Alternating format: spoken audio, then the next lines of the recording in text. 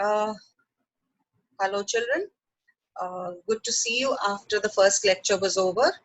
Unfortunately, I could not take the standard 5, and I'm here now to attend to standard 5, and I'm going to take standard 5. And this time we are going to learn the art of letter writing. As you can see on the screen, we are doing the art of letter writing, and I'm going to explain to you exactly that the basics of letter writing. All right. To begin with, I want you to tell me. I would love if you would tell me that what exactly you meant by a letter. But let me give it to you. Let me tell it to you. It is a letter. It is a message sent um, to the receiver either by post or by mail. However, that is not the requirement. We can say that it is any message which is sent via post is a letter, and it is most important that it is a conversation between two people. So before we go ahead, I would like to show you a slide, and we begin with that. All right. So my first slide that I'm going to show you is uh, the there are some examples of letters that we used in the days gone by. Right in the beginning, we started with postcards, which were small cards, and they had a stamped envelope at the end, like you can see on the screen.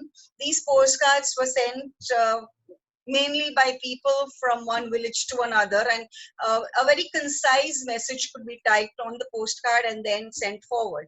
When a bigger message had to be typed, an inland letter was used, which you can also see, that is here. This is an inland letter. An inland letter was in a longer format, so you could write much more matter on that inland letter.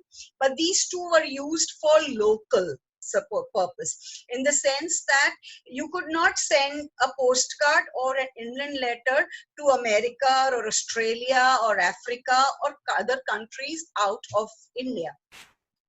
So to send letters out of India, what was required is an airmail. Airmail was an envelope which had a red and blue border, you can see, and it had airmail written on it, after which you could write a letter, just put it inside. It was an envelope, so we had to put it inside, and you could post it as a normal letter. It was then sent by air, and then that person, whoever is on the other side, the receiver of this letter, received this mail after, say, 8 to 10 days.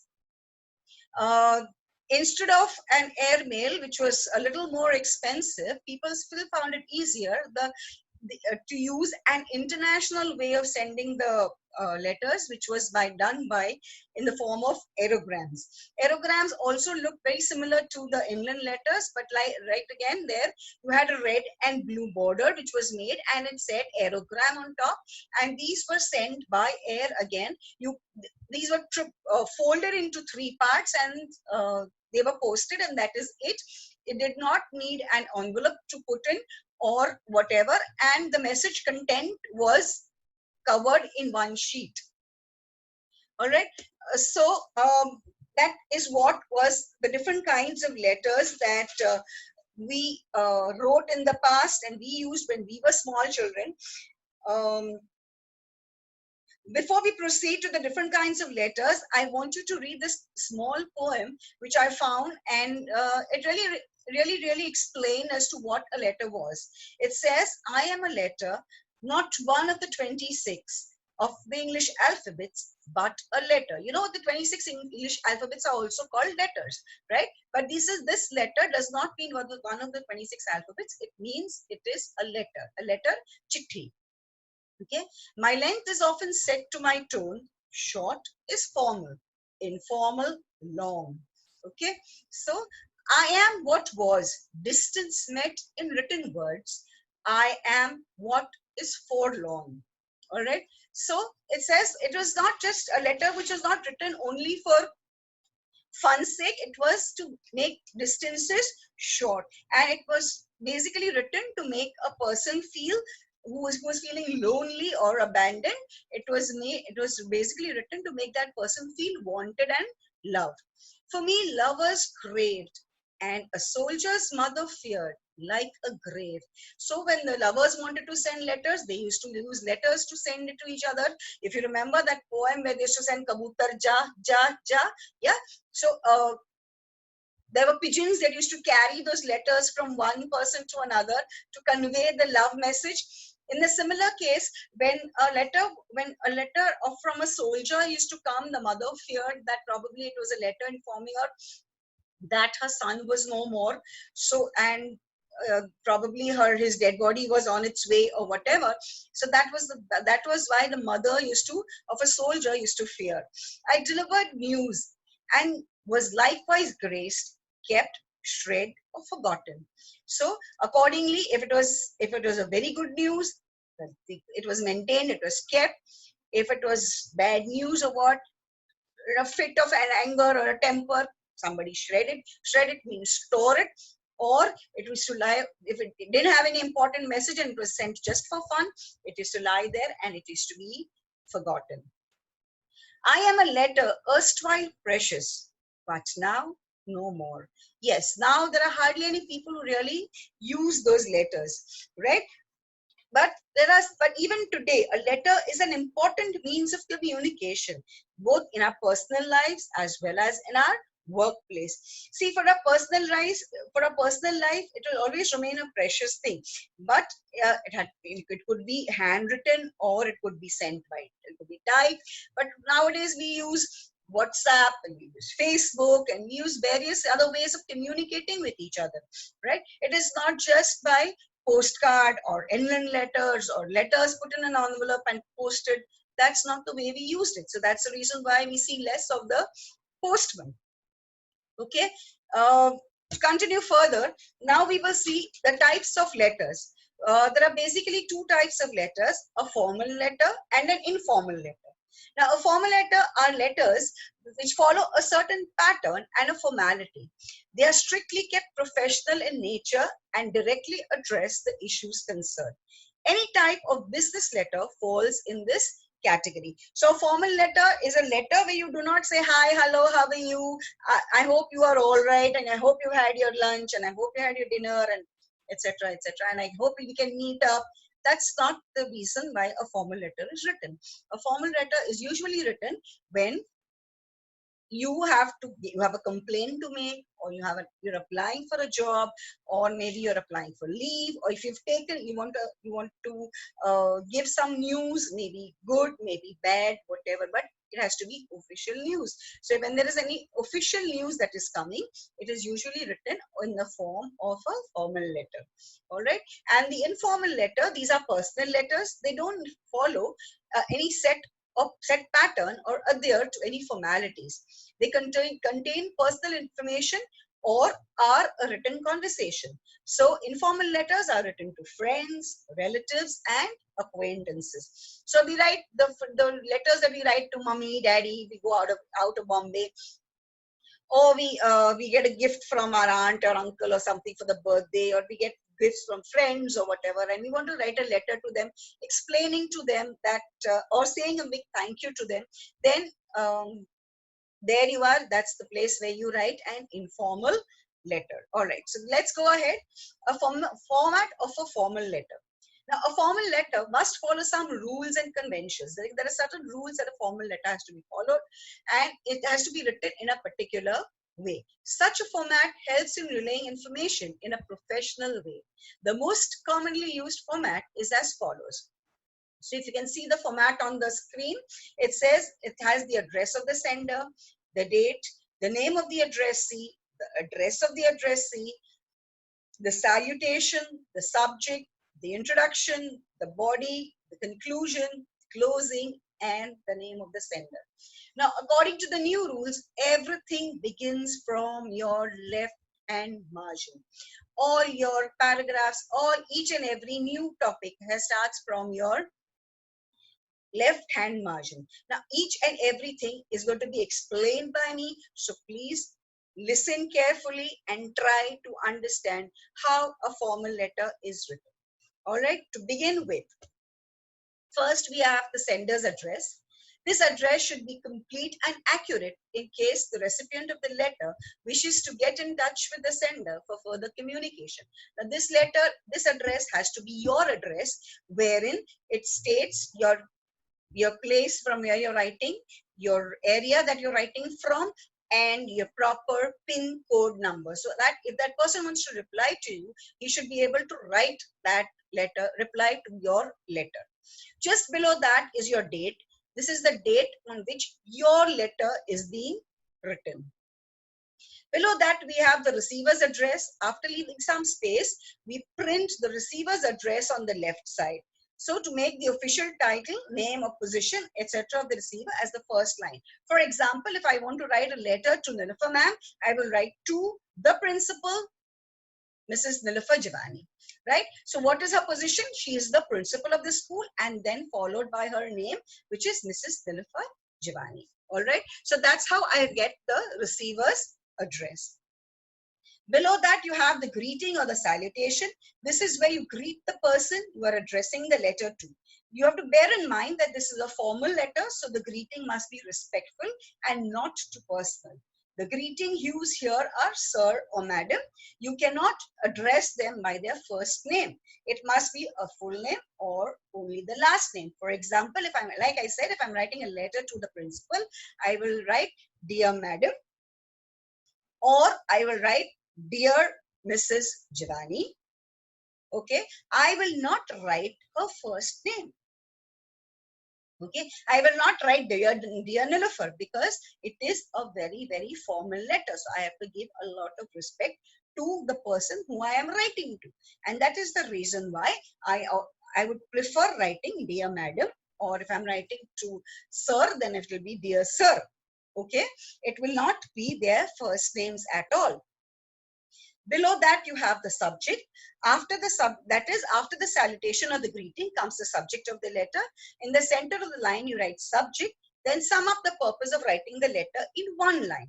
This helps the receiver to focus on the subject of the letter in one glance, which means that in one glance, when the person reads the subject of the letter, that person knows exactly what the contents of the letter are.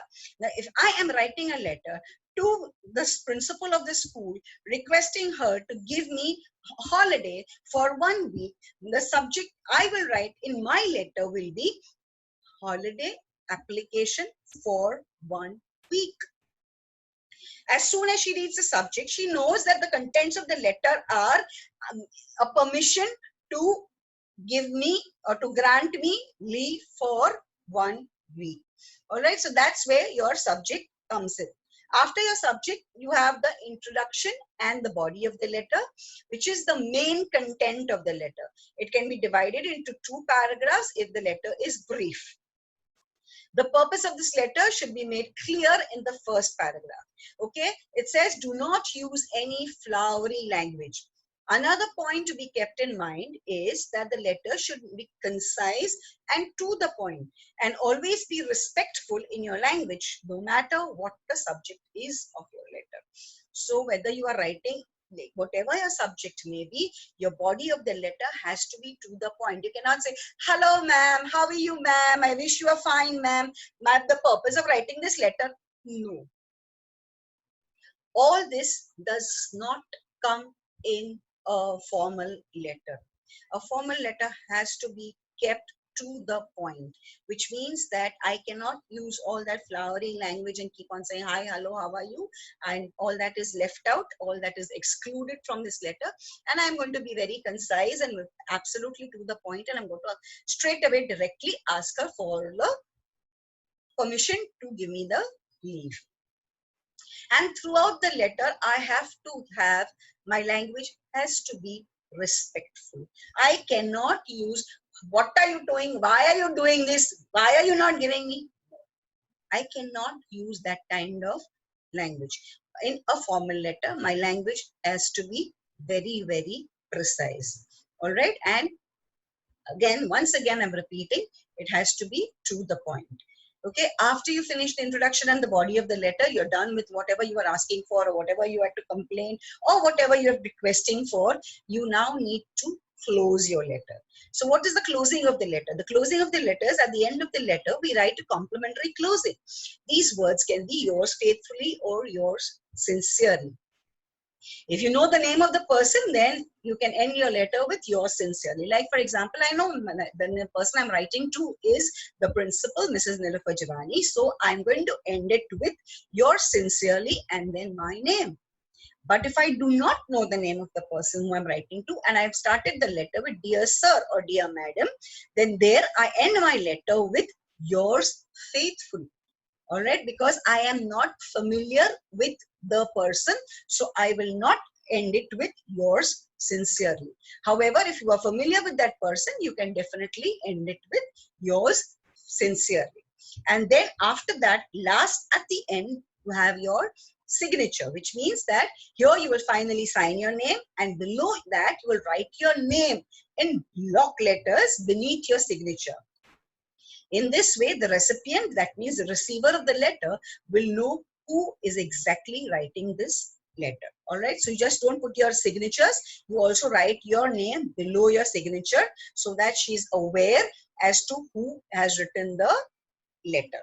All right, then we go on to the next one, which is, now I can show you an example of a formal letter. See, right on top you can see the sender's address, then you can see the date, then you can see the recipient address, then you have the greeting, then you have the subject, then you have the content, which is the introduction and the body of the letter, right? He's put it into 3 paragraphs, and then you have the sign off or the complimentary close, and then he has put his signatures, that is yours sincerely, then he has put the signature by Philip Roy, and write down, he's written his name, that okay, I am Mr. Philip Roy who is sending you this letter. All right, so I hope this example of a formal letter is very, very clear, and you have understood how a formal letter is supposed to be written and when do you write the formal letter. So now we go on to the next one, which is informal letter. Now, what are informal letters? Informal letters are written to close acquaintances like friends, family, relatives, etc. Since they are written to close relatives, these letters have an informal and a personal tone. Casual language is used while writing informal letters. Sometimes these letters also have an emotional undertone. There is no particular format, however. Let us have a look at the way in which this letter is written. So we write these informal letters to our relatives, to our friends, to our close acquaintances, to our family, and the way we write there is very informal or has very in a very personal way. So we can begin with my dear, and then we can add how are you, and I hope you are fine, and I hope you're in the best of health, and all those different ways, right? And looking forward to seeing you or meeting you or whatever. So in that way, we are allowed to write. And so, like I said, like it says over there, that there is no particular format in which you can write your letter. All right. So now we'll see the format of an informal letter. Now, if you can see, everything here also begins to the left-hand margin. So first you have the address of the writer, then you have the date, that is the date on which you're writing the letter. Then you have the superscription or the salutations, that is dear, my dear friend, or my dear sister, or my dear auntie, or my dear mummy, or whoever you are writing to. Okay, then you have the body of the letter. So in the body of letter, you have the introduction. So the introduction, the first paragraph contains a short description. Now, what is that introduction? That introduction is nothing but, hello, how are you? How's everybody at home? I hope everybody is fine. Everybody over here is also good and in the best of health. I hope this letter finds you in good health. All that is the introduction. Okay, your second para contains a long description, which is the main content of the letter. Now, what is the reason that you are writing this letter? Suppose I'm writing a letter to my aunt saying thank you for the gift that she sent me because she couldn't personally come for my birthday. So again, I'm going to write that, okay, I received this gift maybe one day in advance or on the day of my birthday, and I was very excited to open it. And when I opened it and I found this gift inside, maybe it was a clock or a watch, or maybe it was a mobile. And I was very excited with this, and I've always wanted this model of the mobile, and it's got so many functions, and I look forward to learn to using this mobile soon and giving you a call from with this mobile, and etc., etc., etc., etc. All that is in the second para, which is a long description of the reason for which you are writing that letter. Then comes to the conclusion and the end of the part, end of the letter. And in the third part, you will obviously say that I had really not expected to receive this kind of a gift from you, but however, I would have loved if you had just come over for the birthday party. I really missed you, etc., etc., etc. I hope to catch up with you soon, and maybe during my holidays I will try to make a trip to your place and we will spend some more time together, etc., etc. Okay, so that comes to the end of the letter. Then you have the superscription, including the writer's name, that is yours lovingly, and then your name. Here you do not sign and then write your signature. You just write your name. Okay, if you're writing it to your aunt, you'll say your loving niece or your loving nephew. If you're writing to your friend, you'll write grandma, your loving friend. If you're writing to your sister, you'll write your loving sister. If you're writing to your brother, you'll still write your loving sister or your brother or whatever you are. Okay, and that's how you granddaughter. If you're writing to your grandparents, grandson or granddaughter, so your loving whatever. All right, that's what a formal format of an informal letter looks like. Okay, so now we're going to go into the details as to what exactly is there. First, you have the address. That is the first thing written is the address of the sender. This is written on the left-hand side of the page at the very top. Just below the address, we rewrite the date. This is written so that the reader can relate better to the contents of the letter. The third thing is that we have is the greeting. If it is a friend or someone close to your age, you can greet them by their first name. If you're writing to your relative, like parents or relatives, you can greet them as dear. If you are writing to an elderly person, someone you respect greatly, then you can write it as Mr. or Mrs. Maybe you're writing to your neighbors who once upon lived next door and have now shifted to another place, and over there you cannot just write. You can always write on dear Mrs. Dixit or dear Mrs. Deshpande or whoever, or dear Mr. Shah or dear Mrs. Shah, whatever it can be. Okay, then you have the introduction paragraph. The introductory paragraph sets the tone of the letter. You might begin by asking how their well-being is, or you may say how you hope that the letter finds you and finds them in good health and great spirits. Okay, it should be casual and comforting. Like I told you, the introduction paragraph is always hi, hello, how are you kind of sentences. After that comes the body of the letter. Here you write the reason for writing the letter. The overall the letter overall should maintain a friendly tone, and for that you have to just adjust the language and the wordings according to whom you are writing to. You can be casual with your friends and respectful with your elders. Like for friends, you can use language like, oh yeah, you know what, yeah, kind of thing. But then you can write into your grandfather, you cannot say, yeah, what are you doing, yeah? No, you cannot use that kind of language. So that's where your respect comes in. And then you have the conclusion. In this paragraph, you have to sum up the reason for writing the letter. So say it's got to be a meaningful and affectionate goodbye to the reader. All right, and do not forget to invite the reader to write back or reply to your letter. So you always have to write, say, no, I look forward to hearing hearing your replies very soon, etc., etc. And that's how you end your letter. And at the end, you have your signature. There is no way to sign off informal letters, but you can sign off as you please with phrases like lots of love. Now, when you're writing to your friend, you say lots of love. You're writing to maybe your cousins or whatever, you can say best wishes. You can say kind regards. And you can pick anyone that suits the occasion best, and then simply sign your name below the greeting. So is that very clear as to how the informal letter is supposed to be written? Now here I want to show you an example of an informal letter. See, it says 129 Navyoga Apartments, Pitampura, Delhi, and the pin code number, the date below that, and it says Dear Rudra. And then he has 3 different paragraphs. It says, it's been a while since I've heard from you. Where have you been? I hope this letter finds you in the best of your health. As summers are approaching, I was thinking if we could spend the summer break together at my place in Mumbai. I shall introduce you to all my friends and close relatives. It will be I will give you a city tour as well. We will spend some quality time in the afternoons near the seashore. To add cherry on the cake, the weather here is very pleasant during those days due to the sea winds. The last paragraph, the conclusion paragraph, it says, I am excited even at the thought of you and I spending the summer together after so long. I have to tell you a lot of things and expect the same from you.